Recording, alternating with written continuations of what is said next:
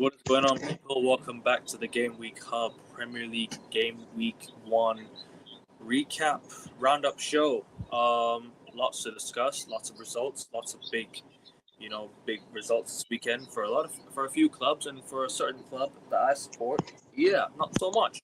But anyways, guys, hit the like button on your way in, subscribe. One more sub to 690, and make sure you guys go subscribe to Josh. I will put the link in the chat, and you guys go follow him on his channel. Let's get him to 50 subs, guys. Let's get him to 50, and let's support my man over here as well. Cheers, boss. Josh, talk to me, brother. What's going on, man? How are you doing, bro? What's going on, man? Well, for my club, very good start to the season. I think it's felt very pre-season-y, this game week 1. I mean, a lot of clubs don't seem entirely ready. And obviously Spurs and United's got the sticky end of it alongside Emery's Aston Villa. So, I'm happy. Pity City scored in the last minute. Pity Liverpool snatched an equaliser. And pity Chelsea won. But still, you can't have them all. Yeah, man, it's been surprising. It's been entertaining. And I must say, it looks like it's shaping up to be an entertaining Premier League season this year. So let's have it. Much better than the previous two, anyway, from a neutral perspective. Yeah, man, I completely hear you. But there's only one place to start, really, and that's obviously going to be at the KC Stadium, where United got completely embarrassed, really. And I'll be honest with you guys, I don't personally feel embarrassed that we lost against home. I don't feel embarrassed. I'm not surprised that this result I was not surprised one bit. I really was not. Like, to be honest with you guys, yes, I did predict the United win, and I always back my team in every single match day, and as I should. However, I'm not surprised by this result one bit. It's because the fact of the matter is, we're not prepared for the season. We've not been prepared for the season for a very long time. We have not been prepared for the season since the start of the transfer window. You could really say. We've only made 3 signings, 4 today. Baleba just joined. Whoop-de-doo. All right, we got Baleba through the door. Yeah. Now what else? We still need a center back. We still need a left back. We still need another backup striker. If Xerxes leaves, we go get a striker. We need more players than what we have right now. And then people saying that, but you're not. Be patient. Be patient. I've been patient for the entire window. But if you want to see my true patience, go watch my Red Army Rand pods. That's my patience. Oh yeah, that was a good show, man. I like that. Your boys took one whole of a beating, didn't we? Yep, we did. We took one whole of a beating. You know what? No, you're more than welcome to say that. I agree. We took one hell of a beating, and to be honest with you, this result, like I said, doesn't surprise me one bit. We still need so many players. And when I watch that team play, there's still some familiar faces in that side that you think, okay, they're still here. They're still playing for Man United. Through all the failures, and through all the shit that we've been through, these guys are still here. They're still here. They're still lurking around the football club, making a living, playing like shit. Every fucking week. Every week, they're playing like shit. So when people say, you don't complain, be positive, we still got the same shit and dross that we have had for years, and nothing has changed. You want to move forward as a football club? Get rid of some of the shit that's in that squad. Get rid of the shit. Get rid of Luke Shaw. Get rid of Harry Maguire. Get rid of Mazraoui. Get rid of Dallo. Get rid of Lisandro Martinez. He's not fit enough to play for this club. Can never be fit for this football club. Get rid of these guys. De Ligt's not even fit as well. I like De Ligt. Great player. Great defender. Not fit enough to play for this club because he's not always fit. Mason Mount. Injured again. Rashford, back into the side after we tried to hurl him out of the football club. We tried to let him go to the football club. and we still brought him back into the side after he requested to leave multiple times. The guy does not want to be here. You're trying to put him back into the side. Why? Sure, he looked one of our more livelier players of the day, and I'm not. And you know what? Fair play. He put in a decent shift of performance. Big up Jack in the chat. Hello, lads. Never forget 1738. Don't know what that's referencing, but big up, Jack. Love you. I don't want to reference it down. I don't want the references that super firm, to be honest with you. Yeah. Well, I mean, your boys did take one hell of a beating, as I said, on your Red Army Rand pod. Listen, when you're starting Dorgu as a left winger, I think you do have serious squad building problems, you know. And the fact that Rashford, as you said, a guy that you've been trying to hound out for the better part of the year, ends up coming on at half time and provides the most amount of attacking threat in that second half for you guys. Yeah, man, it's looking kind of bleak in that aspect. Listen, man, I mean, you're no stranger to these type of opening day results, you know. I think this is the third loss you've had this decade on the opening day, after Crystal Palace and what was the other one? Brighton under Ten Hag. I mean, you often start these type of seasons slow and build up slowly, but yeah, man, it's just another shambles. I did not expect Hull to do anything, and yet they were by far the better side.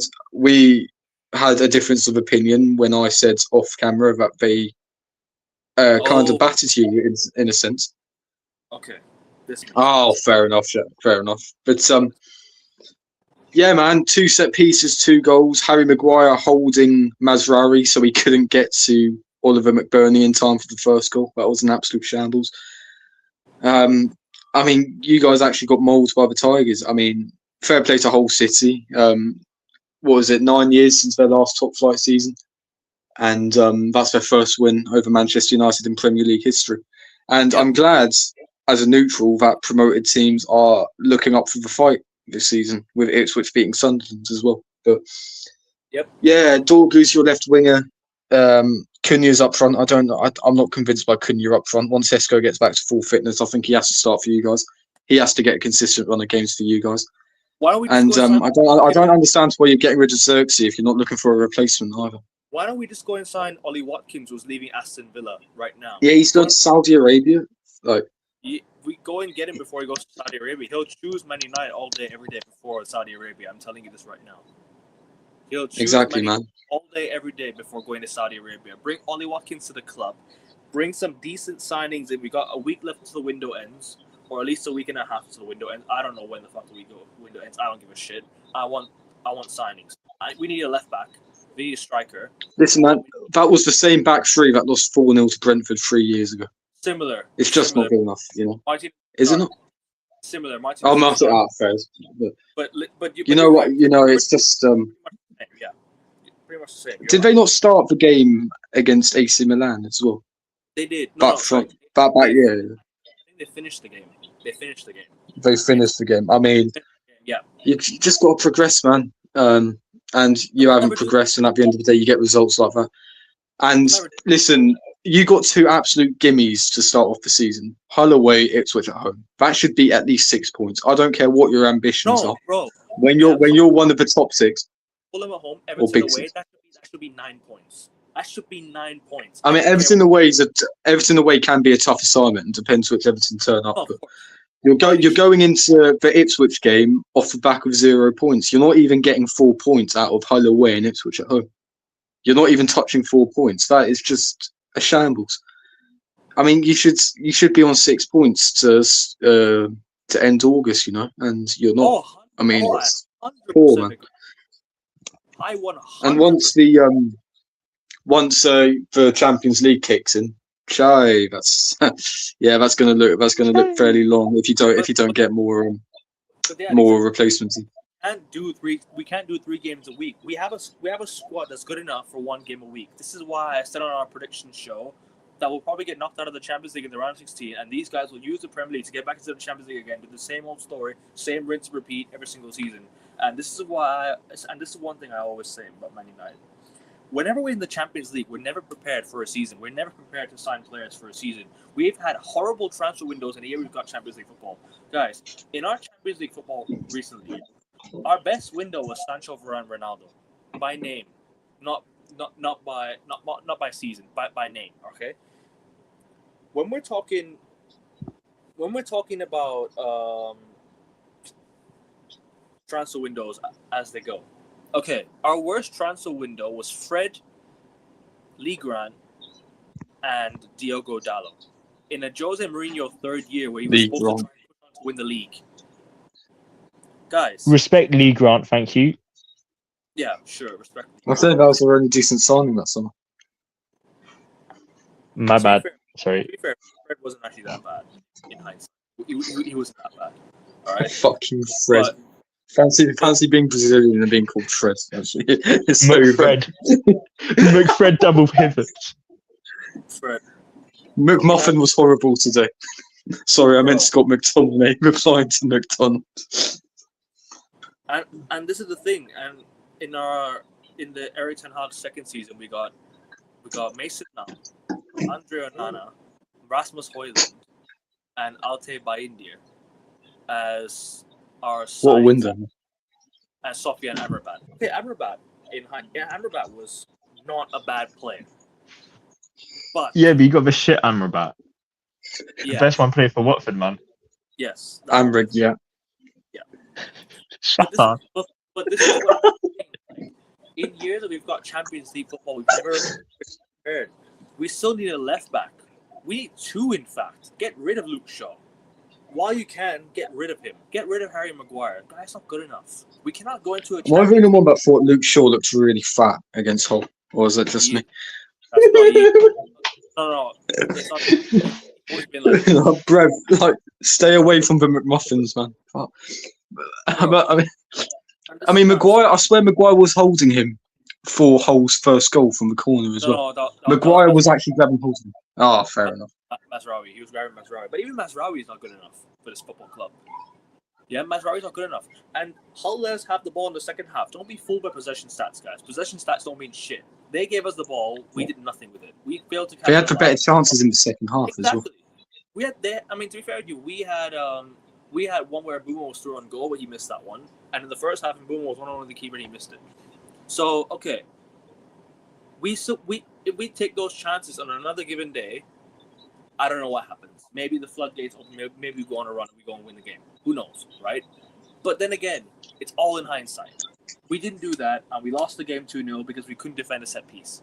Our set piece defending was shocking on the day.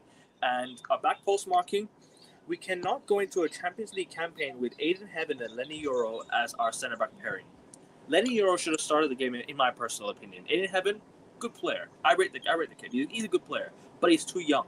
He's raw. You need to bring someone in that has better quality, right? That can give the guy a bit of a run, because you can't just rush him into a side. You can't just rush him into the team and say, oh, he has to start for United because he's a good centre-back.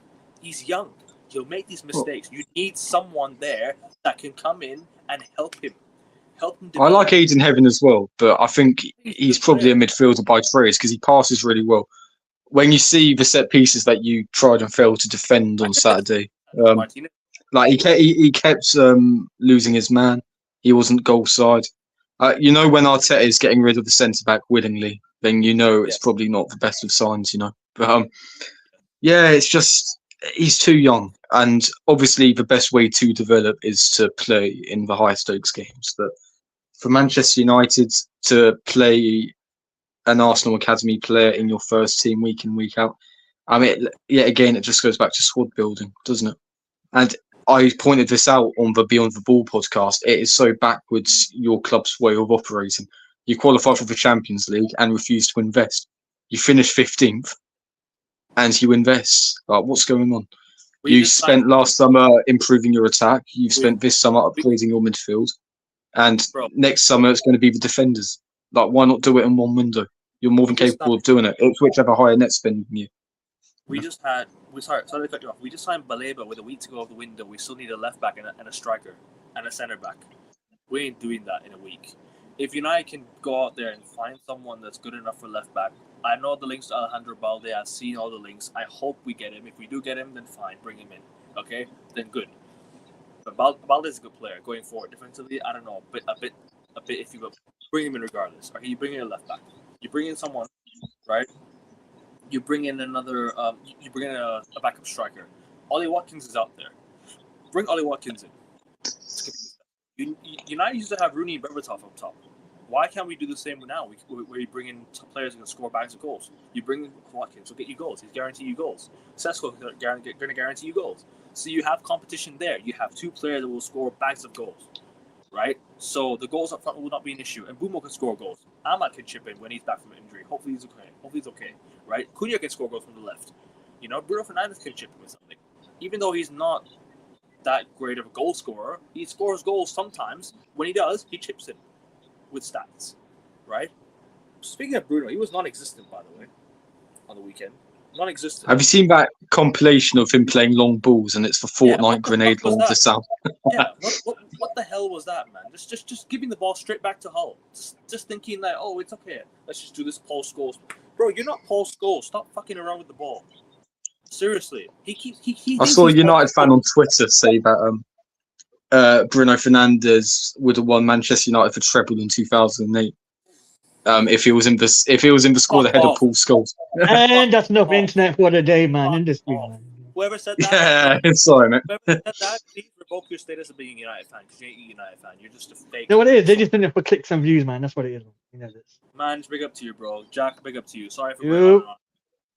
Hey, I'm just being honest. Unless you're a Portuguese player called Cristiano Ronaldo, in 2008, there's no way in hell there's somebody of that same nationality who would have won the United Champions League and at that with that sort of stature as well in terms of how he was playing. Any sort of talk about Bruno Fernandes like that, I know it's probably rage bait and it's for clicks, but Jesus Lord, I'm sorry, you need to be sent to flipping Belmarsh prison for that opinion. Flipping it. Max security gulag things. I mean, you could tell that to Agustia, but he's not here right now. So, you know. Man, what'd you make it? No, leave Agassi alone. He's not here.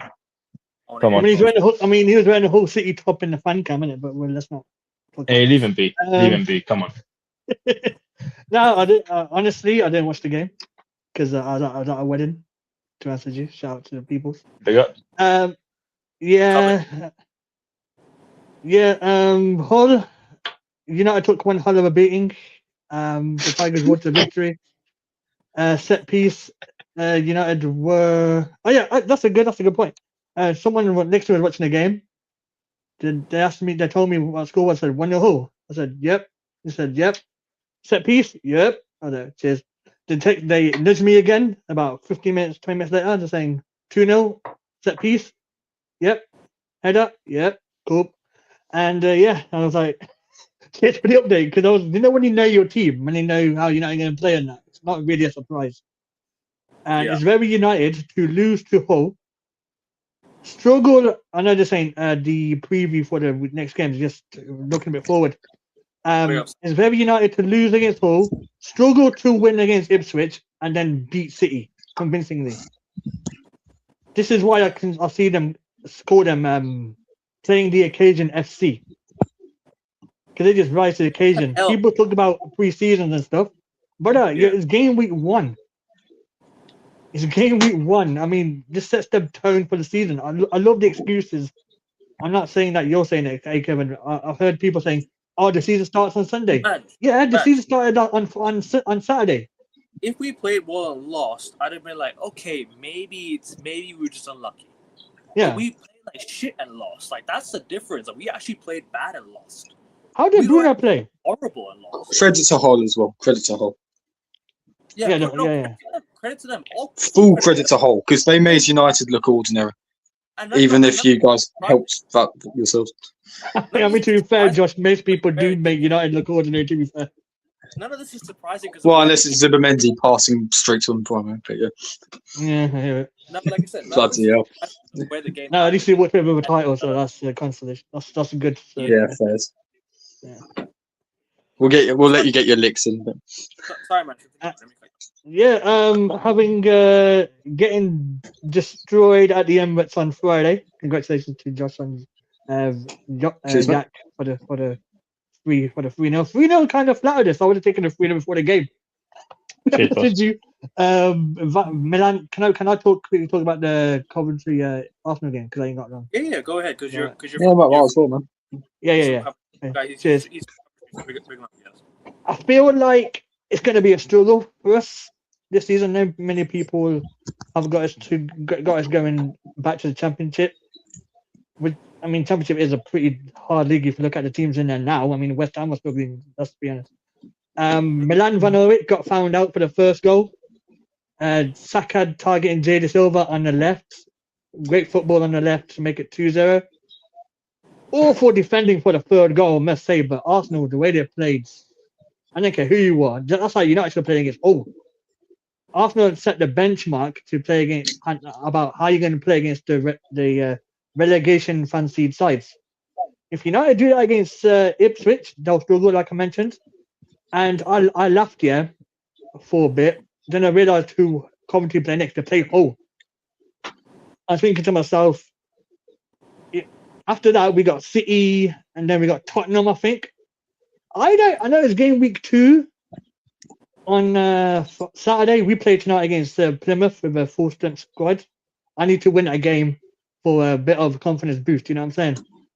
Exactly. I think for me, we have to beat Hull. I don't care how we play, just get the 3 points. People talk about relegation and stuff. I get it. I'm looking at Derby's points record. Is what, 11, 12 points? 11. 11. Yeah, I need to get past that first to even talk about surviving. You know what I'm saying? But yeah, about the game, Arsenal worthy winners. I know you got good evening next game. I know you'll probably win that because Villa are with you. Well, and transfer window lately, they're actually bringing some. You know, Villa won't play that badly against Brighton as they will against us. You know. No, but yeah, as I think they can stop 7-0 after the 10 minutes. I'm not gonna lie to you. No. Regardless of what their squad's going to look like, Emery's not going to allow them to just lay down and die. You know. Yeah, I hear it. They're going to fight, innit? Villa qualifying for Europe. I'm not denying that for sure, but I don't think they get Champions League anymore because of the squad's getting weaker. I think they get it because I got an English team winning the Champions League this year, and they're going to get 5th place, and they're going to go through the 5th place, like how I can't remember who finished 5th last season. I think it was Villa. Bruno Santos. I don't know about that Sanket. Okay, Santos. Yeah, I think he's Indian, isn't it? I call him Andre Santos. He's even playing at IPL soon. What the fuck? But yeah, on the Arsenal game, I just want to congratulate Josh and Jack for the win. In case they were, I'm not hiding. I thought I'd pull up and say congratulations to you guys. 3-0. Sorry to bring you on Friday. I'm not gonna lie to you.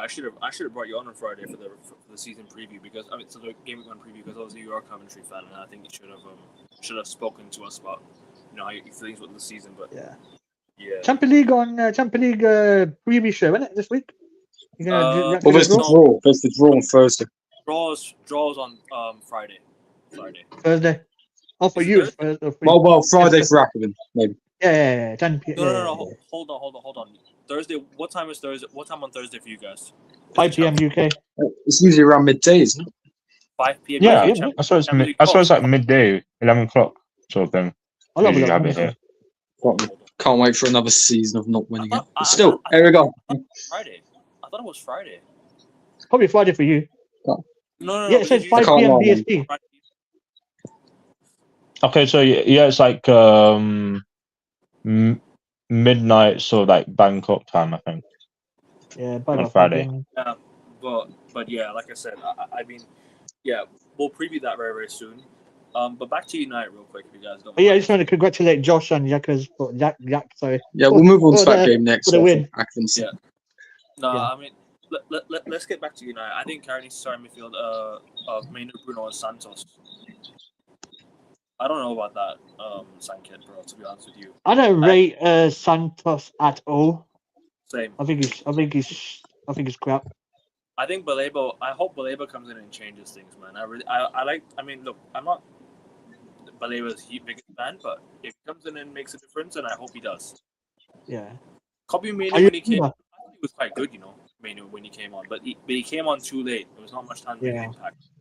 The game was already closed. Like the Hull City just pretty much closed the doors because they were sitting they were sitting deep. Yeah. You know what I mean? And that was when I think the game was pretty much done and dusted. But at the same time, like, bro, I just don't get the lack of preparation from this team. When you're in the Champions League, you're supposed to have your players prepared before the season starts. When we signed, I remember when Mourinho came in. Right? His second season, we got Champions League. We got Lukaku, and I was like, oh my god, I'm excited. We got a striker who could score goals now. I was thinking, shit, we got our striker who could score goals, right? You bring that in, you bring him in, like, bro, you're looking good now up top, right?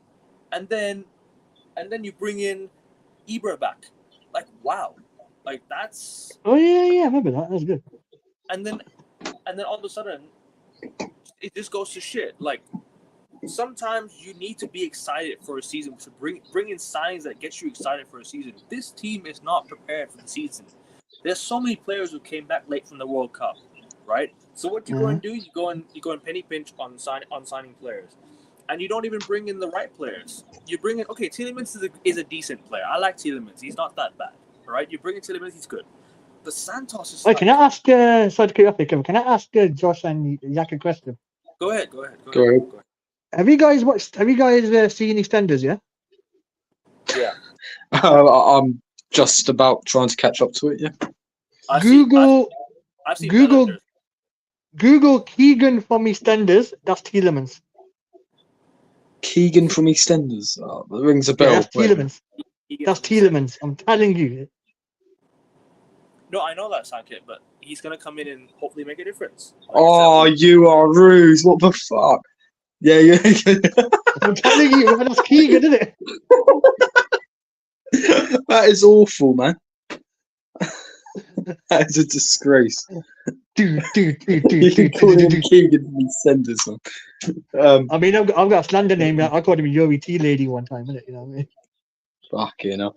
To be fair, he looks out of breath when he conceded the free kick for the second goal. Poor sod. He said something about pre-season, didn't he? He said that you're not working on fitness, you're working on stuff on the ball. I think he said that to Rio, did he not? In that interview. I heard that, yeah. Yeah, something like that. It's just you're setting yourselves up for failure there. I mean, I don't know. Listen, Hull and Ipswich first 2 games, that needs to be 6 points on the boards. You're not even touching 4. That's a really poor start. And yes, it's game week 1. You know, game week 1 felt like pre-season, if I'm being totally honest, for a lot of teams. But yeah, I mean, there's no need to overreact based on this season alone as a microcosm. But yeah, man, I mean, you won't be as bad as that all season, you know what I mean? But trying to balance the Champions League, it could be a tough ask, especially if you don't buy some more players for squad depth. I'm going to make a prediction. Go ahead. If you, it's not very bold one because a lot of people have said it. If United drop points to Ipswich, we're gonna get here we go the following Sunday about some random player. No. There'll be fans out there saying that, oh, it's okay. We still have a few hours left of the window. We can still snatch someone in. No, they'll come up with something like we lost our first 2 games in 92-93 and won the league, so we're good. Exactly. They will genuinely come out with that. They're going to refer to the class of 92. Oh, these kids were playing the same level. We're like, shut up, man. Oh. Fucking hell. This is what I'm saying. Like they'll put some. They're going to be an excuse. We know this. Yeah. No, that's what they're gonna do, bro. They're gonna what do you call? They're gonna bring in some positive PR about Man United lost this and that. We're gonna bring in some players on deadline day, and when we don't do it, what are they gonna say? Oh, Ineos, we're broke. We couldn't spend money because of this and that. They'll find some statistic, and then they'll post it online and spread it across their social media pages. Give it out of our price range. They'll love positive spins. And that's the story of Man United fans, because that's what they've always done. They're literally the modern day Arsenal fans. They're literally. Speaking of Arsenal, yeah. They're the modern day Arsenal fans. You know. Speaking of Arsenal, yeah, Zolis, what a player. Great player, great player. No. And Bruno Should we talk about that game? When Bruno Guimaraes comes back into the side, oh my days, they're gonna be unstoppable. They're gonna be unstoppable. Woo, the sound of the least. Woo, woo. I don't know about unstoppable, mate. But Listen, we haven't retained a league title since 1935, but obviously Manchester United are balancing European football now. City are in transition. Liverpool in transition. Chelsea, I think, are going to finish second purely because they've got no European football and they have got I a agree. world-class manager at the helm. But Alvarez. yeah, I wouldn't be surprised if Chelsea did something crazy and actually won it, to be honest. I know I'm probably going a bit overboard. As long as they've got Robert Sanchez in goal, I can't be too pessimistic. But I mean, it's the same. If Raya gets injured, for example, we've got Kepa in between the sticks. Now, then we're fucked, you know. But Yeah. yeah, in terms of that Coventry would- game, it was. Why would Arsenal lower their standards from Alvarez to go for Watkins? Like Alvarez is a better signing than Watkins. No. Good too, Alvarez, you know? I don't get the hype. I don't get the hype with Alvarez, man. 6 non-penalty La Liga goals last season? Fucking hell, Jokeris got 11 non-penalty goals in the league. Like, There you go. and like, it's not Okay, worth all the fuss. He's sulking like a fucking baby on the Atletico Madrid pitch. I don't want that player anywhere near my club. Arteta came out and said, if you need to convince a player to join Arsenal, then we're not going to bother getting him. Why are you ditching it now? Like, I understand for someone like Vinicius Junior, who we tried to get, but not for Julian Alvarez. He's not a world class superstar the way Vinicius Junior is or Kvaratskhelia is. You know what I mean? Yeah. But yeah, in terms of the Coventry game, it was a sweeping start to the season. I was glad Haji Wright was injured. Otherwise, they might have repeated for opening day to 1993-94 when I think Mickey Quinn scored a hat-trick at Highbury. But luckily that didn't happen. And it was a historic occasion, of course, because it was the first time we've played a league game at the Emirates as the champions of England. Yeah. So there's a nice bit of history there. But yeah, Solis wins the ball. Calafiori, wonderful pass. Havertz with an excellent finish.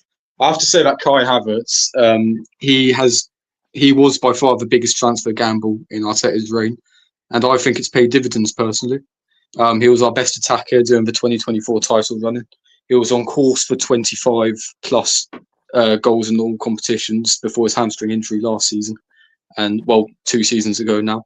And obviously he scored crucial goals for us last season as well. The equaliser at the Etihad, the last minute winner against Chelsea.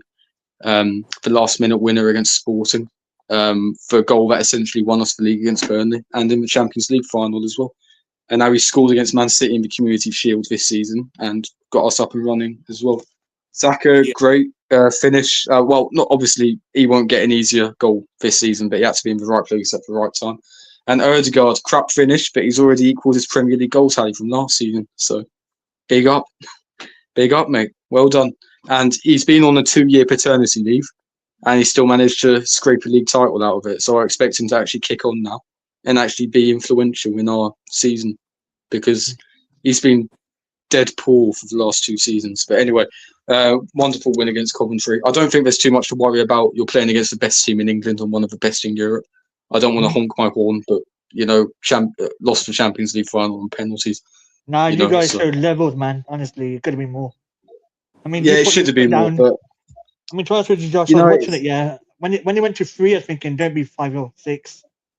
You know what I mean? Yeah, fair enough. Just to keep the.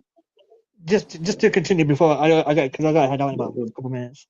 I ain't gonna lie to you. I know you're gonna talk about Villa.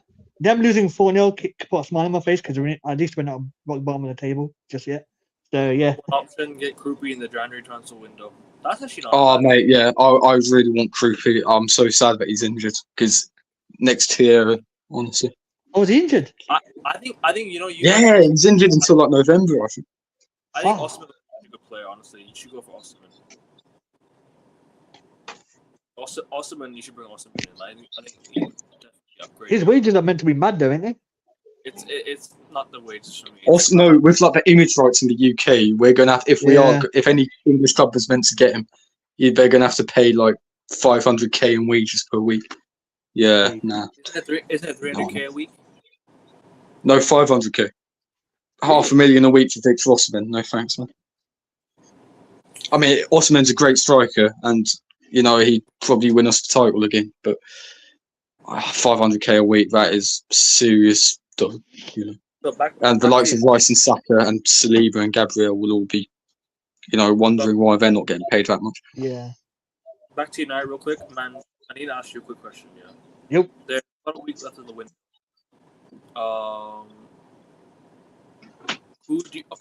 What positions do you think we need to fill in? I think left back's a priority. I think centre back's a priority. We need to get 2 signings in before the window closes. I think we need to go for 2 more. I think they'll get one, but it depends on the results for me. If United win games, there won't be any signings. That's the thing, but unless But yeah, guys, I'm gonna head out. Yeah, hey, Kevin, Josh, Jack. I'll see you guys in a few days' time for the. Big up, man. I did some fan cams. You check it out. I've already seen them all. Yeah, get 9 on the fan cams to be Ipswich. If you can turn your camera on, I'll bring you on. I want to do it's fan cam. Yeah, so you have to be on in it. Yeah, that's true. Yeah. Alright, man. Catch you guys on Friday or Thursday, innit? Blessings. Yeah, no worries, bro. No worries. Take care, bro. Have a Big good up, man. Yeah. Blessings. Take care, brother. Big up, man, every single time. Man.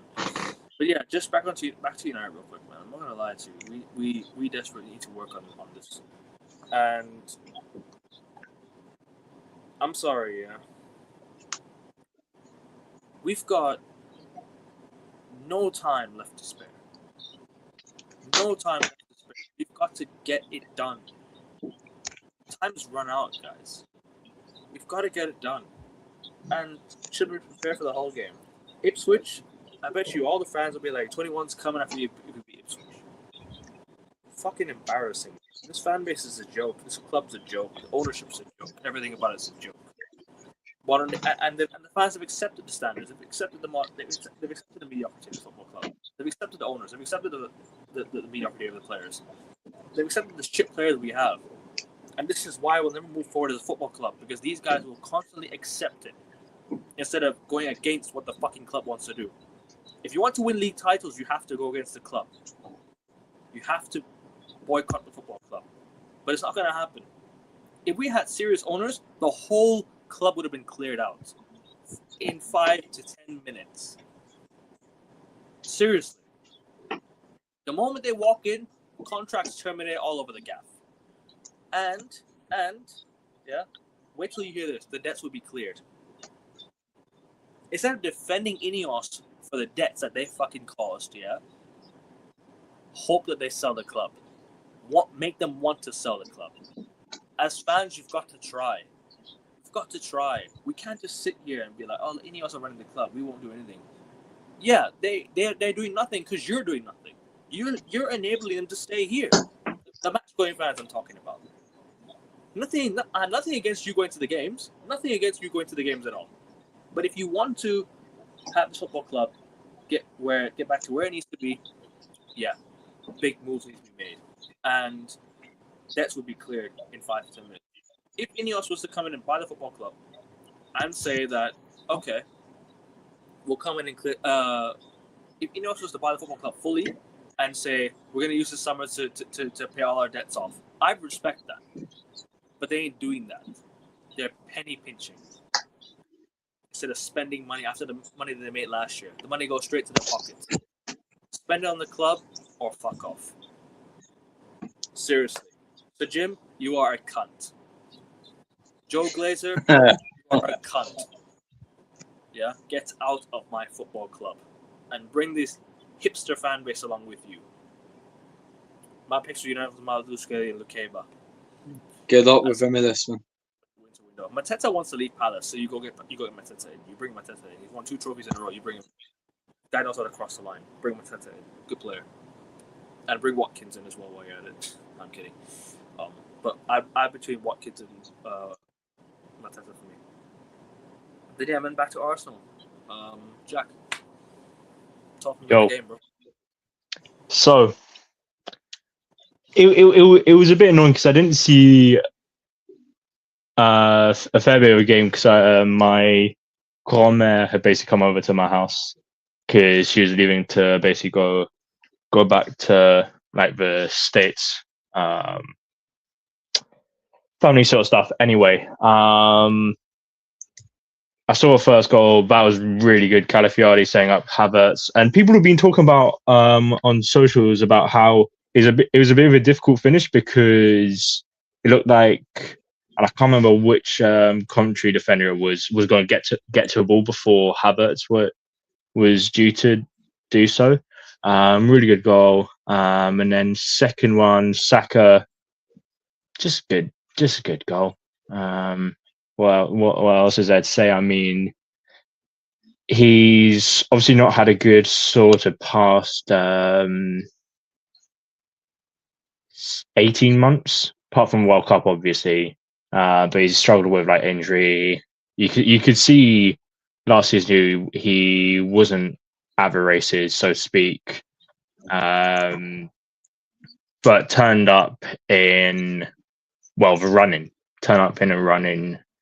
Got the assist. Did he get the assist for Ezra's goal against Newcastle? I can't remember. He just have it.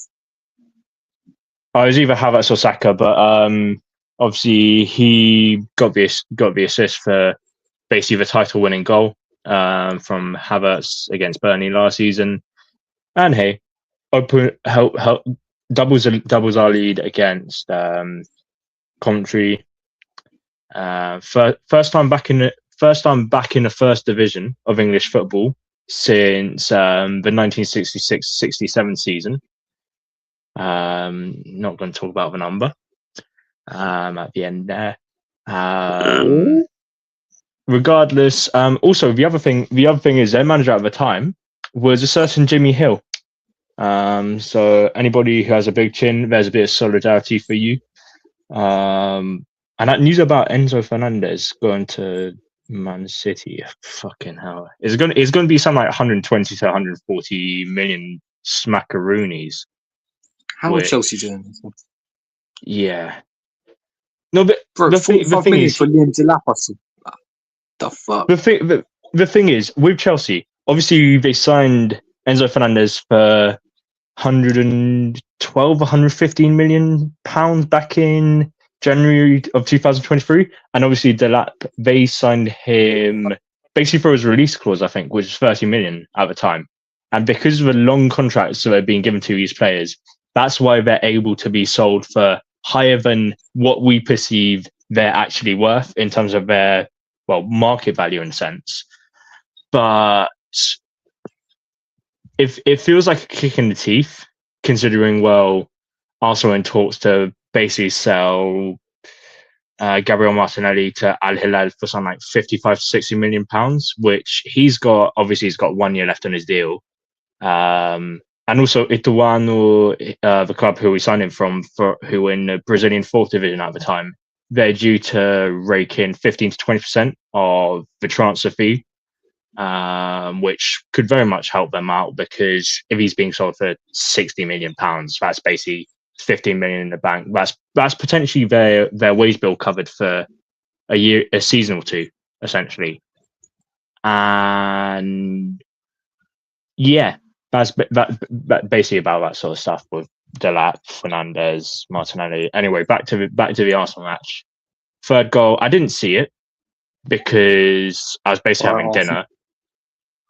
No, but oh my days! I didn't. No, I'm not even saying this because my eyesight's not the best, but I didn't see it because I literally tuned back into the Arsenal match in like the 55th minute and saw, we're 3-0 up, yay! But it was good. It was a good result, and as you can see, the text that I have here, Solis. With Ramos. Yeah, he had a good match, and as Josh is also from the area where Solis used to play for, big up Nodge.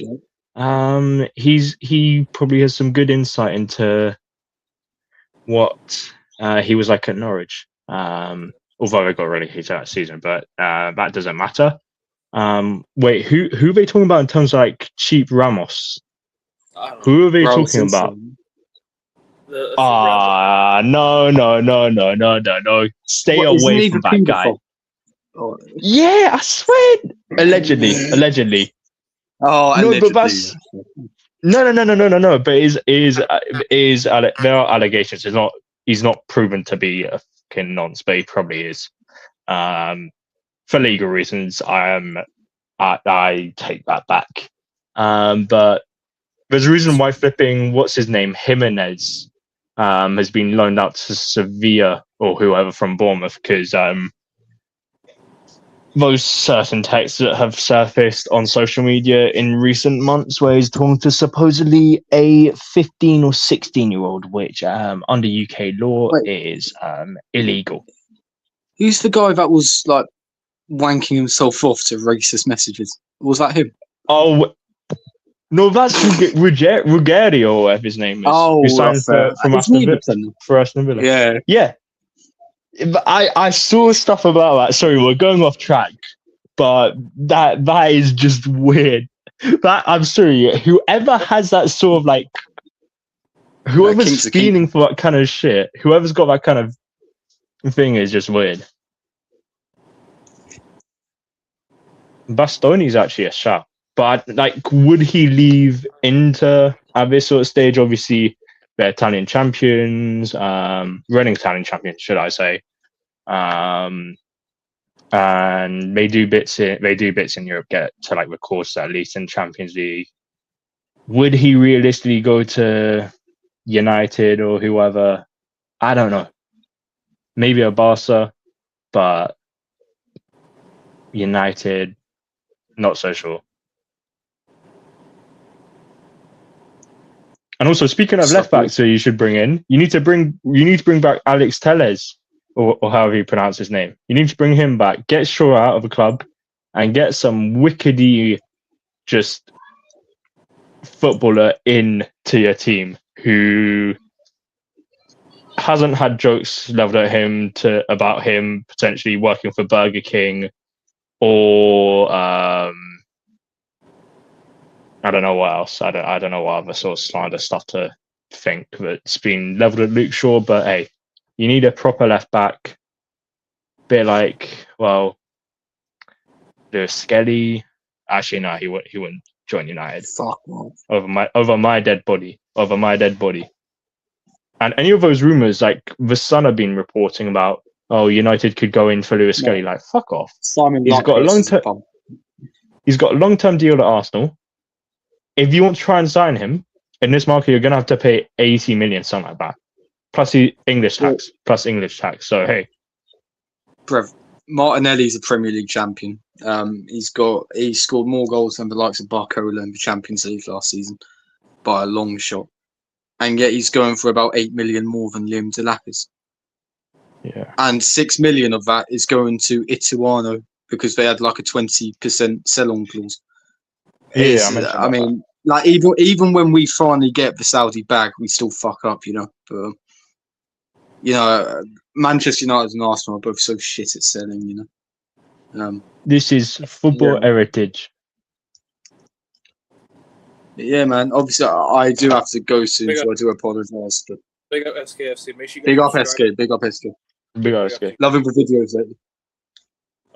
He was keen on going for him. He stays at Inter Milan. He was not going to the club. Arsenal is open to selling at around the price of 50 million. Damn.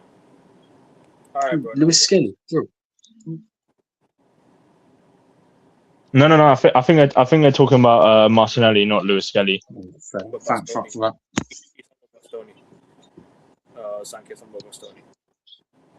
Oh, sorry, Arsenal is my bad. Wrong one. Price around 50 million. What? Lewis Skelly?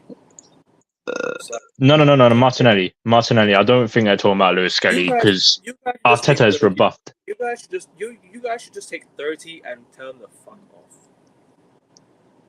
What? No. Bro, he is shit. Fam. No. I'm sorry. No. Bro, he scored, 10 Champions League goals last season? He's trash. Fam, no he isn't. Oh my day. Like, he's not playing centrally. Arteta's conditioned him as a touchline winger until Igor Thiago last season. He was Brazilian most Premier League goals.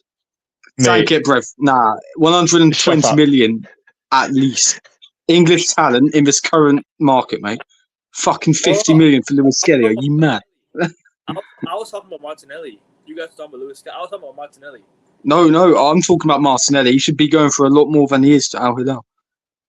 But in this current inflated market, when Chelsea are valuing Pedro Neto at £100 million, Martinelli should be going for at least 110, and I don't care. He's a supremely talented player. He's had high praise from the likes of Jurgen Klopp all the way to Ronaldinho, and the fact that we've mismanaged him to such an extent is absolutely appalling for a player of his talents.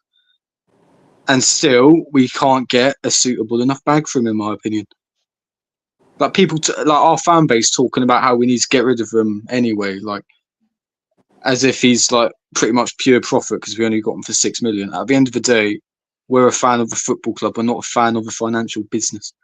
You know, I don't give a shit about resale value. It's the same reason why I hear our fans complaining about for ages of Bruno Guimaraes and Ezri Konsa. Win now, bitch. Win trophies. I don't care about resale value. I don't care if we can't sell Konsa on for a profit. You know. And also one more thing on that front as well. Okay, we signed Konsa, who's 28. We signed Guimaraes, who's 28. They're basically they turn 29 later this year. The thing is, it's not a do or die sort of thing.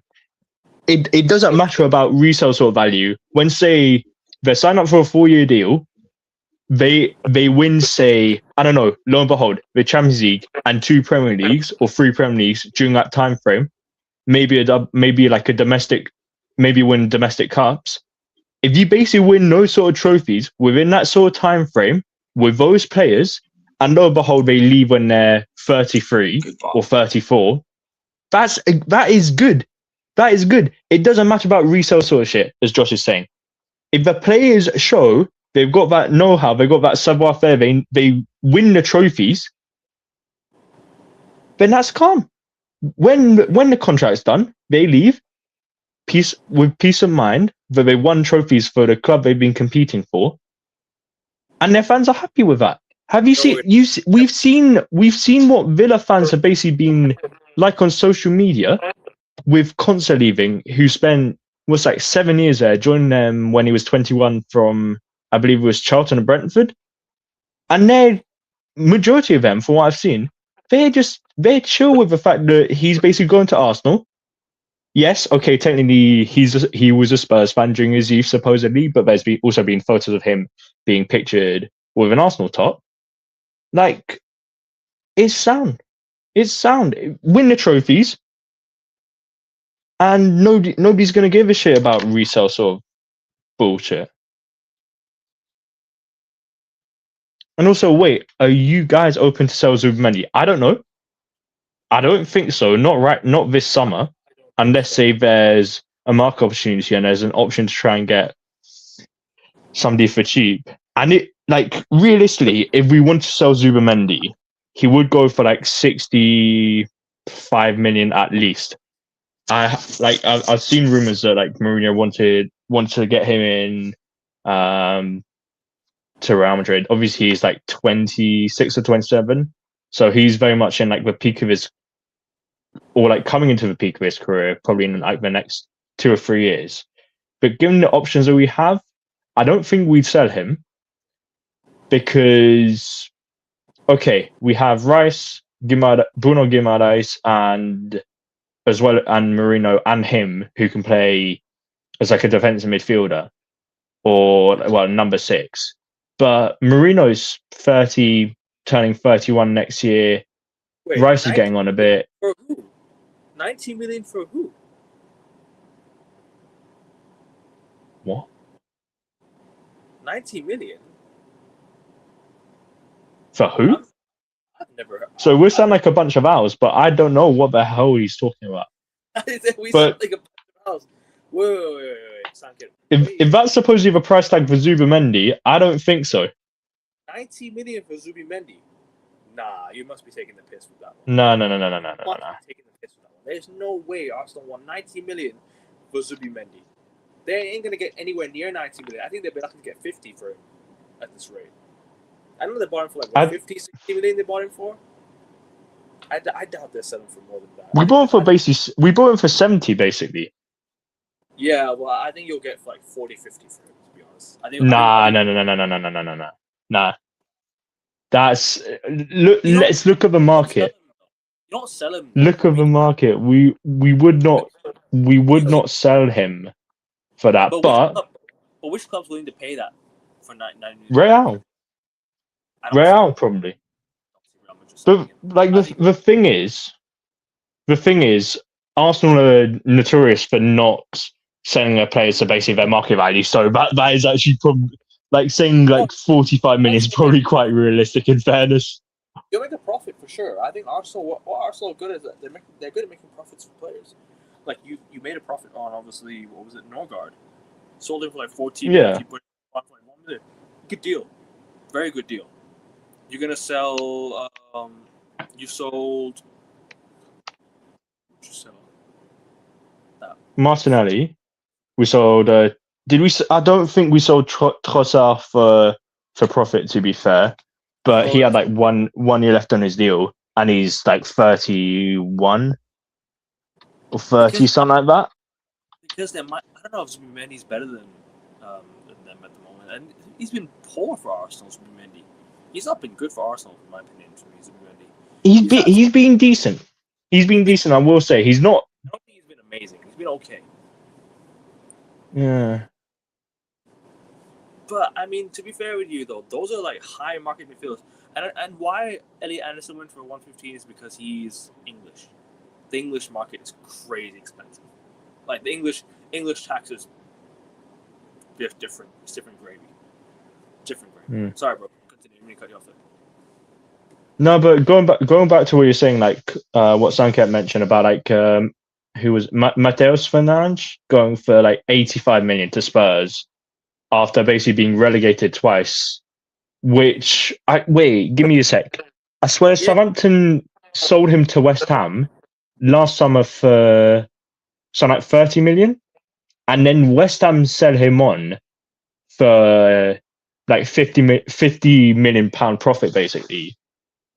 Like, I know that like Arsenal, if they're being sensible, they would not sell Zubimendi this summer at all because squad depth. That's one of the main reasons. But in addition, if we're being sensible, he is a good player. He is a good player, but yes, I feel was overplayed last season. And he made the most appearances for us. Granted, quite a lot of them were off the bench in the second half of the season.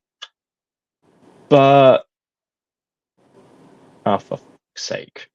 So I just got a notification saying Watford just conceded to Peterborough. Fuck's sake. In the League Cup. Fuck's sake, we fucking beat Crawley in the last round, last minute winner. And we're doing this. Southampton scored against West Ham. Anyway, regardless, we're not going to sell him at the end of the day. And if we were to sell him, there'd have to be a pretty offer of like 80 million for that to even be considered. That's basically it. But yeah, supposedly we are in talks with like bringing Julian Alvarez, but the likelihood of that happening in like this transfer window very slim. Same with I think him going to Barca, because like the thing is he wants to go to Barca, but Atleti don't want to sell him to Barca, and he didn't want to go to Arsenal originally supposedly, but I don't know about this whole sort of transfer fiasco between this sort of like love triangle in a sense between him and Barca, and You've only got like a week left of the window. You're not going to sign anyone else. You've only got like a week left. You ain't going to find a replacement. You don't have much time left, so you have to just keep him at this rate. Unless you have someone lined up, then I understand it. Yeah. I don't see a reason why you sell Zubimendi. Unless you get like a big offer and you're like, okay, or a swap deal, you maybe go and sign someone like who's unwanted, like try and go for like, anyone, really at this point. So yeah, I hear what you're saying, bro. But yeah, let's move on. I think. Also, wait, Stiller. I haven't watched much of like Stiller because I think he plays Stuttgart, if I'm not mistaken, in the Bundesliga. And Wharton, I'm just being honest. Wharton, he's not going to be sold by Palace this summer. He will not be sold because Man City have been cried about him, but Palace have been Palace have rebuffed that. And if he were to leave, given his contract length, which sound like he's probably got like 4 years left on his deal. He'd go for 80, 90 million. He'd go for basically Buadi sort of numbers, which he's basically gone to City for 100 million euros, 86 million pounds, something along the lines of that. And yeah, I don't know, Sanjay, I don't know, because people were bigging up Liverpool last season when they'd won or they'd been unbeaten 5 on a bounce in the first few league games, and then obviously they kind of shat their pants, and it wasn't completely sustainable. Obviously, their start of the season, last minute winner against Burnley from penalty spot, Salah with a goal, and then Szoboszlai win against us, free kick, 84th minute, I believe it was, at Anfield. And I wouldn't look too deeply into it until we get to, say, halfway through the season and say we're top of the league, say we're 5 points clear. That's when I'll have some belief. But I know what Arsenal are like, and obviously we won a league last season, and I feel this season we're going to play more openly than we have done in previous seasons, when there's been that sort of nervousness within not just the fan base, within the players to actually get over the line and win the big trophies. Which, yes, won the league last season, but need to win a Champions League, need to actually win FA Cup or League Cup, because we haven't obviously won the FA Cup in 6 years, going on 7 years potentially this year. And we haven't won the League Cup since 1993, which is very much before any of our times in terms of people in chat, probably, and also us too, considering that we're both basically in our 20s. Jesus Lord. And yeah, one league title basically in the space of 22 years isn't good enough for a team of, well, Arsenal stature. Like, we like, for anybody sort of in the big 6 or big sort of 7 in the league, I'm sticking Everton in that sort of conversation as well, because they are one of the biggest teams in the Premier League. Not just now, although I haven't won trophies since 1996, but even back in the 80s, like, it was Liverpool and Everton who were going back and forth, winning league titles, winning the FA Cup, winning European trophies as well. And I know that obviously United haven't won the league for a while, but hey, that gap isn't as big as what ours used to be. Chelsea haven't won it for a few years, but hopefully they don't win anytime soon. Although we've got European trophies to cover up that sort of drought of league titles. And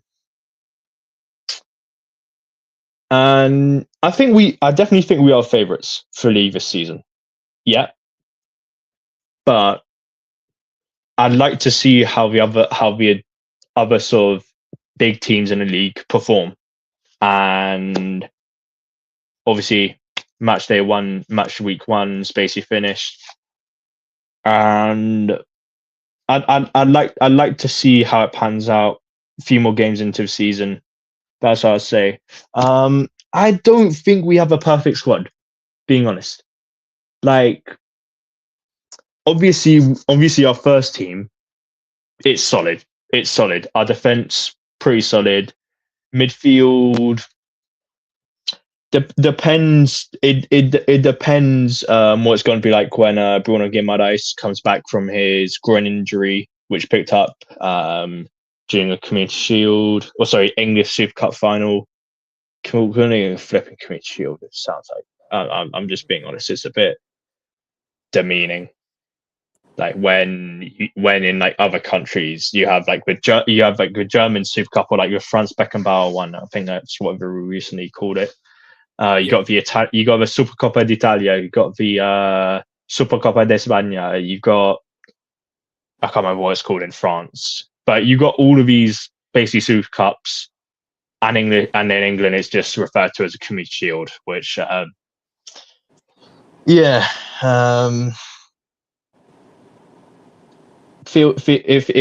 feels a bit demeaning, as I mentioned. But I'd say in the league we got best or keeper. I know it's probably going to come and bite me back in the arse if, say, Kelleher has a really good season or Donnarumma has a really good season, but I'll just say that because you won the league last season and Man City didn't. So, yeah. I'd say we have the best defense. Yeah. Ahead of City, ahead of Liverpool, particularly Liverpool. Not the best defense. If Saliba comes back fit, then yeah. When Saliba's back fit, 100%. Midfield, it depends. It depends, because I'd say we do sort of edge it over Man City, because obviously they got rid of Rodri in the summer, recently, and he's gone to Barca. Had they kept him, I would say City have a better midfield than us, but I'd say it's between us or City or Liverpool in terms of the best midfield in the league. I wouldn't say United, obviously, because, well, Andres Santos, Bruno Fernandes, and Tielemans. I haven't seen any of their matches where they play together, but probably will in like the next sort of couple of months when basically all of their matches in October are being televised. And then attack. Liverpool, no way. Attack. I don't know. Quite a good attack. It's just you need to score more goals from the wings. Yeah. I think the goals from the wings. Yeah. The thing is, that's one thing that Liverpool in the past had with Salah, Firmino, and Mane. Obviously, Firmino, he was like the slightly crappier version of Benzema. I will just say that, even though obviously Firmino won the Champions League with Liverpool, and I'm not saying he's a shit player, because he duppied us week in, week out whenever he played Liverpool. But like that's what Liverpool had with Mane, Salah, getting 22 goals each in 21-22 season. No, not 21-22. It was 18-19, I believe it was. And obviously they finished second that season, shared a golden boot with Aubameyang. And that's what Man City, the treble-winning Man City team had with Foden, Grealish, Mahrez. Can't think of who else. Obviously, Haaland scored 50+ goals that season. But I don't think so. Good. I don't think so. Not this season. United have a. It depends. It depends, because last season I said we had a better attack than you, but you 100%, because Havertz and Gyökeres, the jury is out on them. Yeah. The jury is out on them. Gyökeres is very inconsistent. Most of the goals he's racked up against like the sort of bottom half sort of teams, realistically, and that's no disrespect to anybody who scores against those sort of teams, like your Leeds or your Burnleys or your flipping who else, Nottingham Forests. But you need to be scoring against the big teams as well. You need to basically share the goals out, if you will, against all of the teams in the league. When you're playing against them is what I mean. And Saka, he hasn't been at his sort of like prolific best since obviously he did his hamstring in a couple of seasons ago. And well, we've had Trossard. We switched between Trossard and Martinelli, and obviously that's Sterling on loan a couple of seasons ago. God forbid. I don't think so, Sankit. Not this season. Like the thing is, we don't have. We got on the front three. We got a good right winger, and then we got Madueke as backup, and then on the left wing we got. I don't know who got us back up now, because obviously Trossard's gone, Martinelli's going. Yeah, bro. We got Solis basically. One game doesn't mean anything. It's talking about over the course of an entire season. Yeah.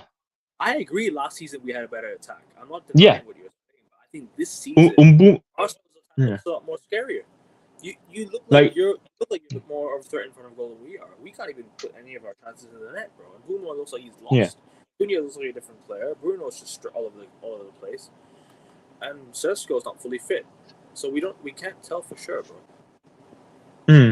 And the additional thing is, last season, Cunha was banging them in. Front three, their front three is better than our front three. Sorry. What I want to reiterate. Go ahead, bro. What I want to reiterate is basically like Cunha, Mbeumo, Ahmad last season. They banged them in. Well, particularly Cunha and Mbeumo. But I'm not sure about Ahmad. Your team's good. Your team's good. If Šeško plays consistently and bangs them in, he's arguably top 5 strikers in the league. I'll just be honest. Ahead of Gyökeres, ahead of Havertz. Let's finish off your points, yeah? Because we got to move on to other games as well.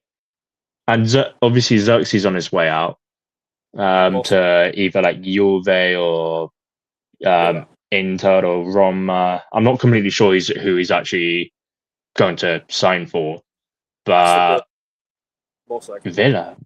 That makes sense. That makes sense, to be fair, because obviously Ollie Watkins, he's been with Al Hilal, I think is.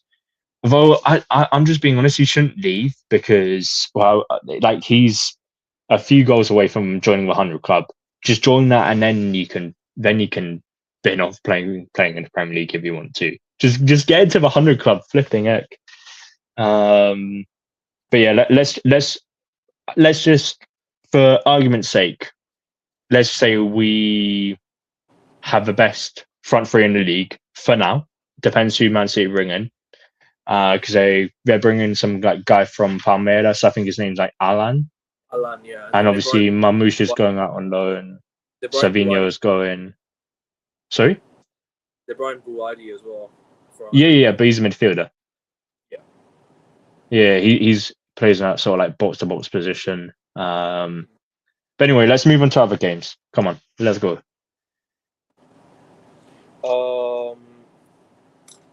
Newcastle 2, Liverpool 2.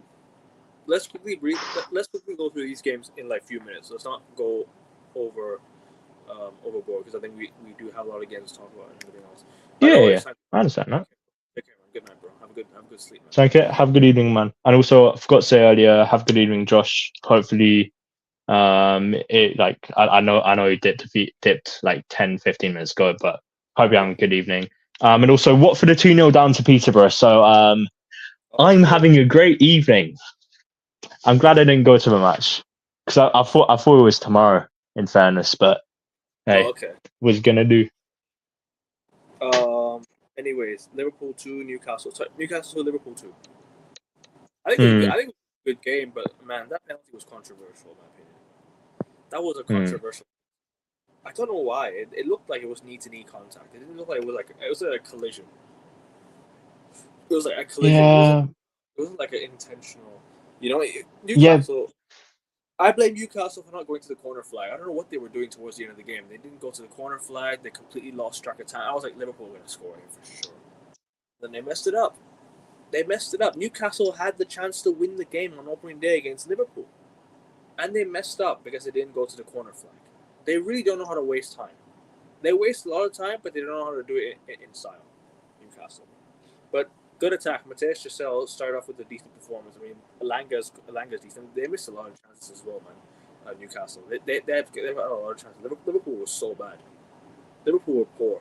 But I think that takes time for Iraola. I think Iraola will come and change things up. What do you think of the game, man? Quickly brief through the game. We'll go. Honestly, I didn't watch a fair bit of the game because I was doing some other stuff for a fair bit of the match. But the opening goal, Kirkes loses track of Elanga. Really good goal. 4 minutes in. First league goal, I think it was for Elanga for Newcastle as well. Obviously, he scored in the Champions League a couple of times last season. I think he might have scored against Barca or Karabag last season. But yeah, gets off the mark in the league for Newcastle. And then Gakpo got the equaliser, I believe it was. I didn't see that, annoyingly. And then Joe Willock, I believe, put the 2-1 up. And then I went downstairs, turned the TV on, and I see there's penalty to Liverpool. And Szoboszlai sticks in 2-2, right over death. I didn't actually see the challenge that Lewis Hall made on. I can't remember if it was like Isaac or whoever, but yeah, 2-2 draw, point score. 1 point each for both them, and rest in peace, Kevin Keegan. And yeah,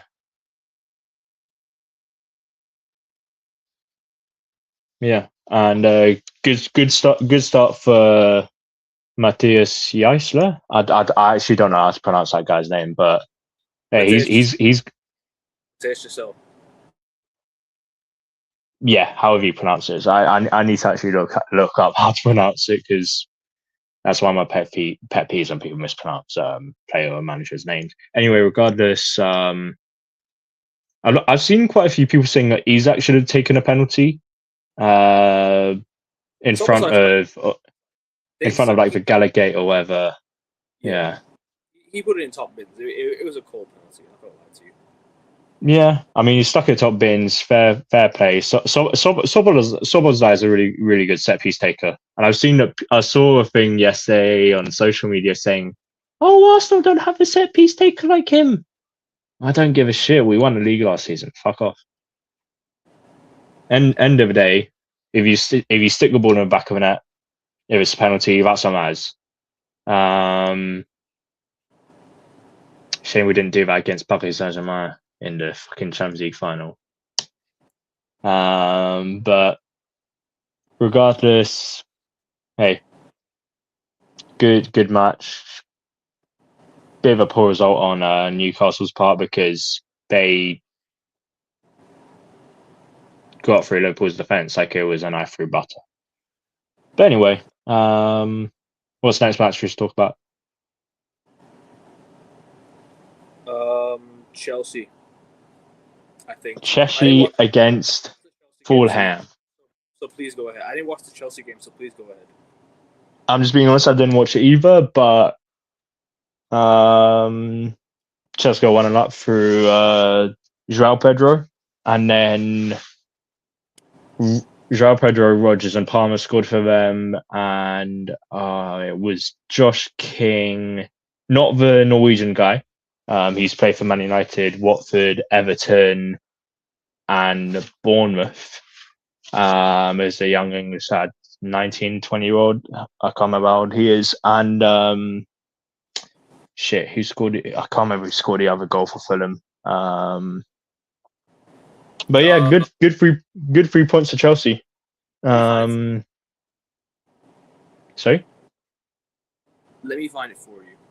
Okay, I think it was like Gonzalo Garcia or whoever. In fairness, I don't think so. Let me find out. Yeah, well, actually, no, it was the Real Madrid debutant. Yeah, Garcia. For Arbeloa as well. He was Arbeloa versus Alonso, ex-Real Madrid managers. Yeah, from last season as well in particular. Yeah, which Yeah, feels weird to think about, but yeah, good win for Chelsea. Points on the board, and particularly in a London derby where recently they haven't had the best record against them, particularly at Stamford Bridge, in fairness. But Fulham being a good surprise for them in derbies recently, considering before they beat them in 2024, Fulham hadn't won the West London derby against Chelsea since 2006. So yeah, fair play to both teams. Gabi Alonso gets some points on the board. Gets one over his former teammate, and yeah, I still have to watch the highlights, so I can't really talk much about the game. But 3-2 Chelsea, good start to the season. I heard a lot of Sanchez complaints, and yeah, Chelsea should have let go of Sanchez time ago. I don't know why Chelsea are still holding on to Sanchez. They need to let him go. yeah. They need to let him go, bring in a new goalkeeper, and just move on. Like, I don't understand why Chelsea did not sign Sanchez's replacement time ago. Like, Although they would have been so. Yeah. If Chelsea was on Sanchez's replacement, they could have won 3-0 or something last night. And I think Although- Chelsea would attack the season. They might be in for a good season. Go ahead, bro. although to be fair, I think they've got Penders, I think that's his name, who they loaned to Strasbourg last season. Belgian goalkeeper, I believe he is. 21 or 22 years old. Who honestly, like, he should be the first choice. I know what you're saying about Sanchez and the fact that they had Chelsea just go to Palace and just sign. Chelsea just go to Palace and just sign Dean Henderson. They should just go sign Dean Henderson from Palace or something. You know that. Yeah, but and to replace Nah. to replace Enzo, go sign Wharton. They've got nah. Come on, They might as well go bit too cheap. By the way, where's Giovanni Quenda? Is he in the Chelsea side, or is he still back on loan at the Sporting? I'm not. I haven't checked. To be honest. Because I thought they loaned him back for 2 years and then they're gonna sign him. Give me a. Yeah, go ahead, bro. Take your time. No. I'm just gonna search up on my laptop about where the hell he is, because I think he was loaned back to. Well, no, they signed him last season for basically this season, and he was loaned back to Sporting for last season. Yeah, I'm not sure about the ins and outs of the deal. In fairness, they signed him 2 years ago. Yeah, 2 seasons ago. But anyways, don't worry about that. Let's move on to the next game. Brentford 3, Tottenham 0. Tottenham were awful, man. Brentford should have had 4 goals, man. Brentford missed a penalty. Yeah. At 4. I mean, Brentford slapped Tottenham. Tottenham didn't look like they were ready. They spent all that money, but they look like they're not ready. I mean, Marmoush is coming. They might sign Gakpo still. They might still sign what's it called? They signed Savinho. They're still going for players. They're spending money this summer. That's the full credit to Tottenham. They're actually spending money. It might take time for the squad to gel, but hey, I'm not gonna lie to you, bro. They might be in for something this season. They might be in for something. Shout, but like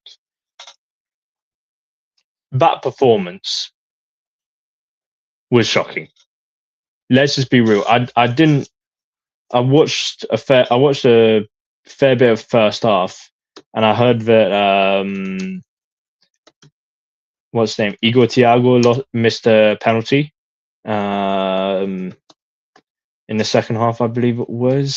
Sorry, I'm just searching up about Kenda. But King Lewis Potter sat by Sangare early in the first half. Good goal. I think that was his first goal of a calendar year. Because I think when he scored against us in a league last season, I think that was like December sort of time when we played them at the G-Tech.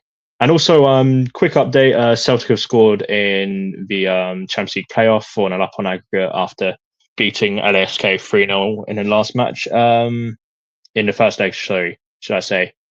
Just reading about Kenda. Yeah, they signed him on an 8-year deal.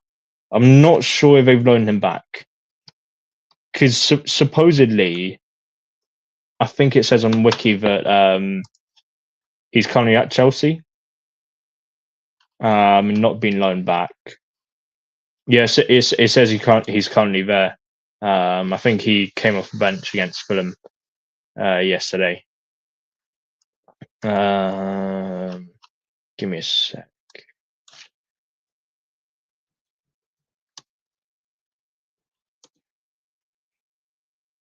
Can't remember who scored the other goals. Sorry, I was on mute there. Make sure you guys are liking the video and subscribing, guys. We are 10 subs away from 700, guys. Come on, let's get to 700, guys. 10 more subs to go. Subscribe, guys. If you're watching and you haven't subbed yet, please do sub. Yeah, I've seen the algorithms, and you guys have the viewers who have watched my channel are not subscribed. The most of the viewers that have watched are not subscribed. So if you haven't subscribed, and you want to subscribe, please feel free to do so and hit the like button. It's all free to do so, guys. Come on. Let's get the channel up and running, guys. 700 subscribers. We're almost there. We're almost there, guys. Let's get to 700. We're just about there. So yeah, much love to the support, everyone, guys. Much love to the support. Let's get to 700, guys. Come on, guys. Go ahead, Jack. I can't remember who scored the other goals for Brentford. But one thing I did see at the end of the match, which was quite humorous, says there's a Spurs fan just in like the away end, just with his arms raised, and supposedly King Lewis Potter was doing this.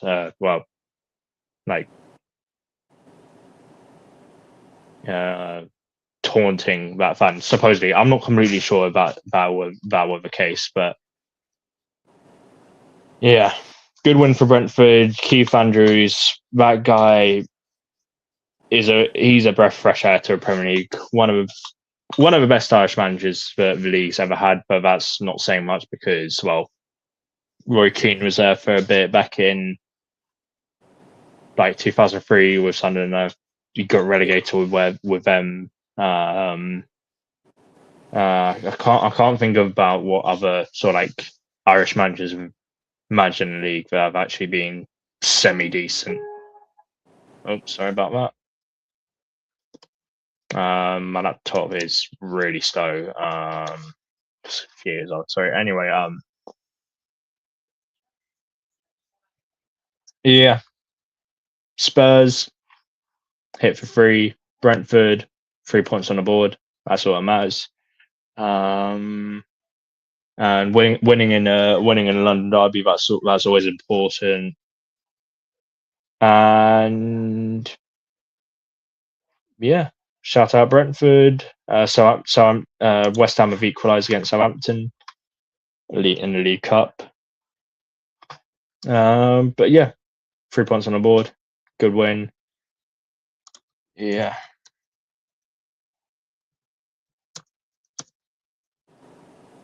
Next up, we'll talk about. I mean, we've only got like a few games left to go. I mean, I don't really have much to say. Everton 2, Palace 0, Ipswich 2, Sunderland 1. Welcome back to the Premier League, Ipswich. You know, good win against Sunderland. You know, Encíso's balling out for them. Forest Leeds got the win. You know, Harry Wilson on his debut, but he didn't do much. I mean, Stack got the goal. Brighton 4, Aston Villa 0. Aston Villa is selling players, man. They are selling players.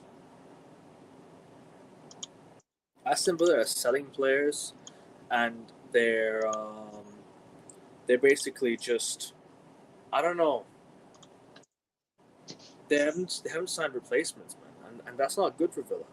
You know, in a year they got Champions League. This is not how you're supposed to do it. This is not how you're supposed to do it. You know, you're letting go of your best players, but not replacing them properly. They don't have much time left. You know, Tielemans is left. Watkins is gonna leave. Rogers is gone. Dibu Martinez might still leave. Konza is gone. Dean is left as well. He is gone. Yeah, and they're bringing in Liao and Wan-Bissaka. I mean, they're bringing some players, some young players. I don't know, man. I mean, look, credit to Villa for where they are, but yeah, they've got to sign some players, man. Bryson, good start to the season, 4-0 win after ending the season with a 3-0 defeat at home to United. Villa 10 men. I thought. I mean, you signing João Gomez. I thought after that. That was a really shit challenge. I thought after that really shit. I thought after that they'd lose 7-0. Oh, and we but sorry. Go ahead. Like credit where credit's due, they kept it at 4-0. That's one thing to take from it. I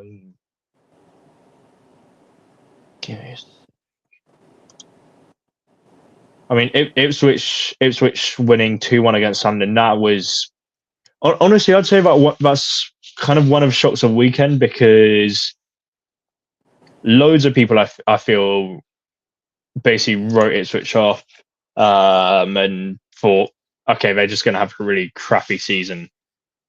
Partially because Gary O'Neill's in charge of them, and he's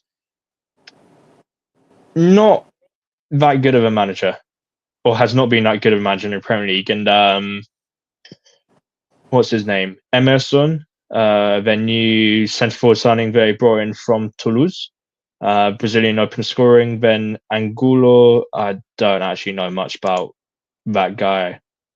Got the equaliser for Sunderland, then former Sunderland loanee or permanent, no, former Sunderland lad, Jack Clark got the winner, clapped his ears to the Ipswich fans.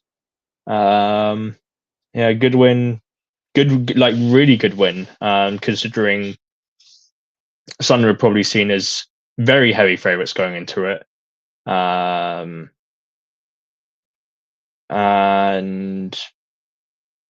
yeah.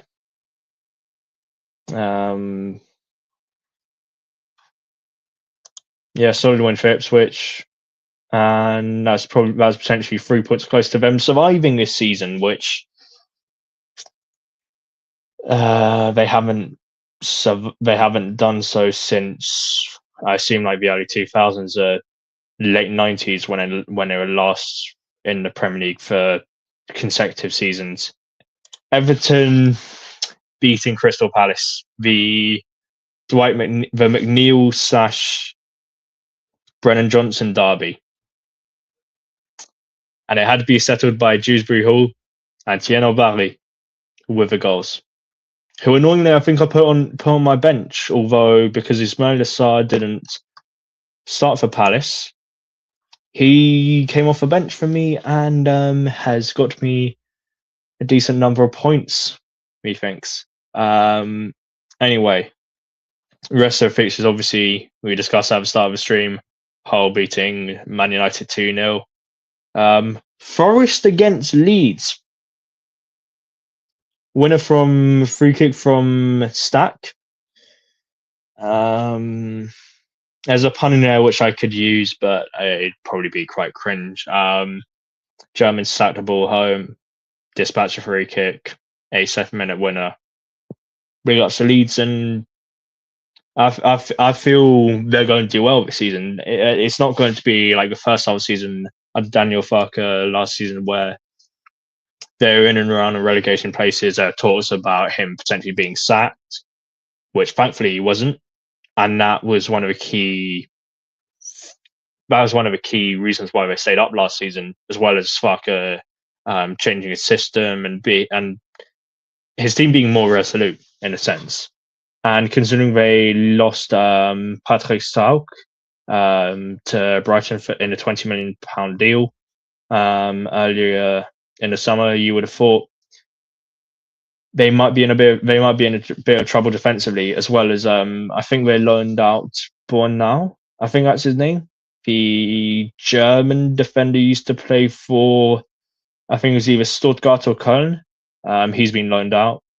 And yeah, fair play to them. Obviously, yeah, we mentioned Brighton against Breaking, Villa. Bruno Fernandes is the Player of the Year in the PFA. Breaking. Wow.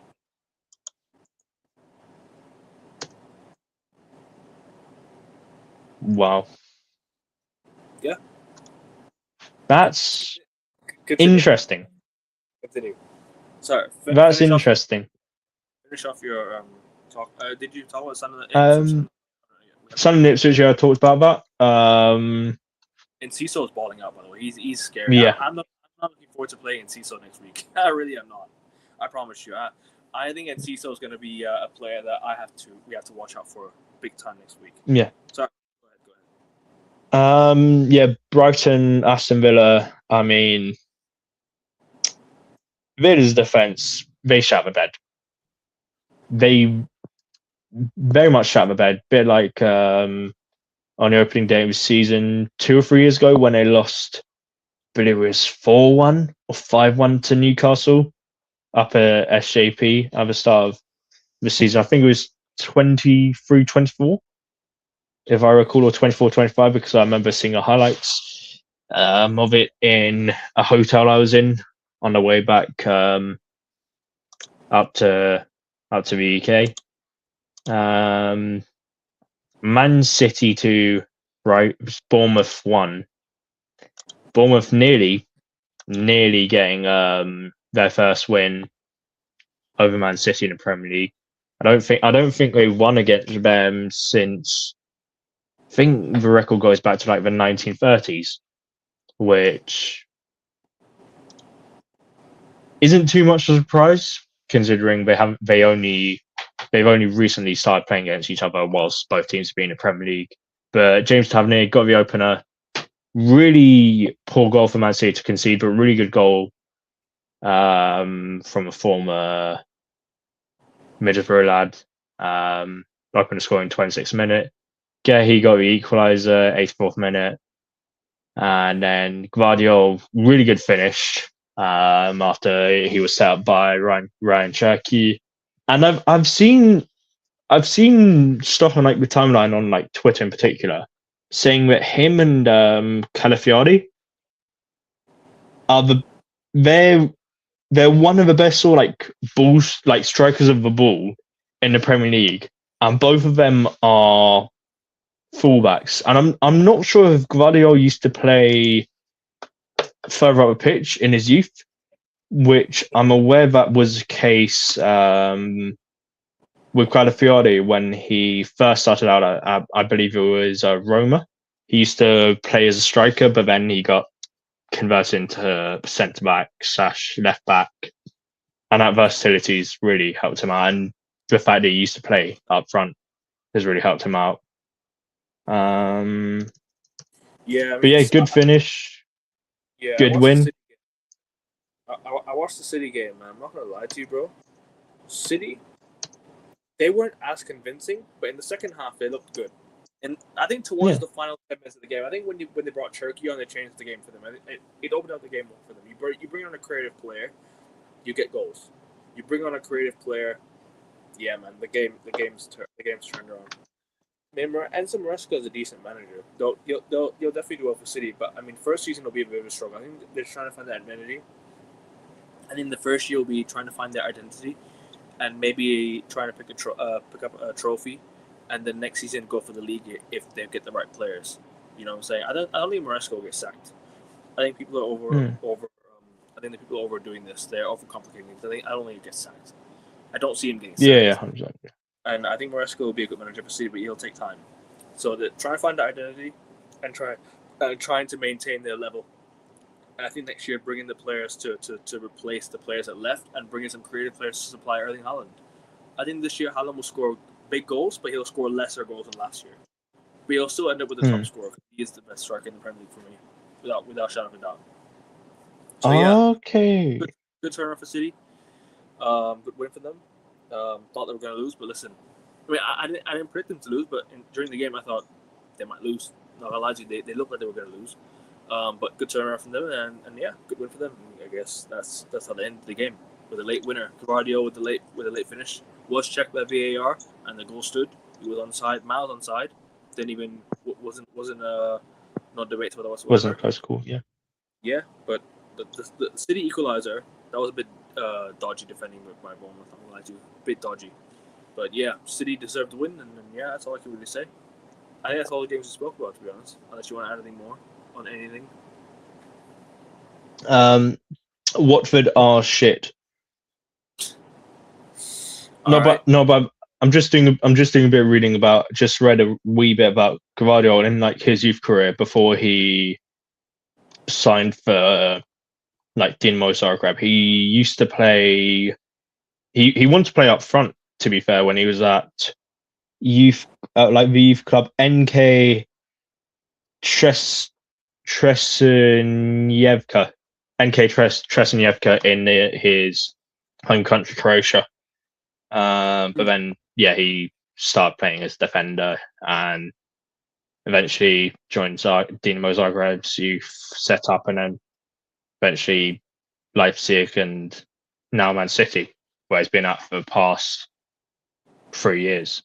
But yeah, good win for Man City, as much as I hate to say that. And yeah, fair play. Yeah. Let's wrap it up here, anyways, guys. It's been a good show. FPL. I didn't do great over the weekend. 30 when I got about 50 something points. A lot of people surpassed me this week. I think this season might be a down year for me. Not gonna lie to you guys. I might be a year where I don't really do well. 50 points. The highest was 131 from anyone this week. I'm not really doing so great, but it's only the start, so we'll see what happens next week. We will see what happens next week. But guys, hit the like button, please, and subscribe to the channel if you're new around here. Make sure you guys turn on your notification bell so you don't miss any uploads, you don't miss the live, you don't miss all the content. We are 10 subs away on this channel, guys, from 700 subscribers. Guys, if you haven't subscribed and you want to subscribe, please do so. It's free. And make sure you guys leave a like as well. Most of you guys that are watching the video are not subscribed, so please do come in. And if you are watching from the outside, and subscribe. Leave a comment. No, it's okay, Jack. It's okay. I'm about to wrap up anyways. And make sure you guys show Jack some love in the chat. Make sure you guys subscribe. Cheers, Josh, the links in the chat. I pinned the link in the chat. I'll put the link in the description of the videos, so you guys go check it out over there. Go get Josh to 15 subscribers, and so you can go live and stuff like that. But yeah, man, Jack. Appreciate you being on here, bro. Cheers. And we'll do more FPL content coming up this week. It's first week. Sorry, go ahead. You want to say something? I got 45 points. Although I got -1 because Cash got sent off. Fucking prick. I had Slater and on my bench. I had Slater. And fucking bruv, flipping Barry didn't come off a bench for me. Yeah. I'm pissed off. I would have had 50 plus points. It's all good, bro. It's all good. Second week is coming anyways. But yeah. Yeah. See y'all very soon. Big up, man. Big up, Jordan, bro. Big up to you, bro. Hope you're doing well, my guy. Big up to you, brother. Big up, bro. Even though you're a Liverpool fan, I'm a United fan. Big up to you, bro. Thank you for subscribing. Up the fucking Scousers, mate. Make sure you guys, like I said, do so. We are 10 subs away from 700. 10 subs to go, guys. Come on, show the love. And we're out. Take care, everyone. Peace. Bye.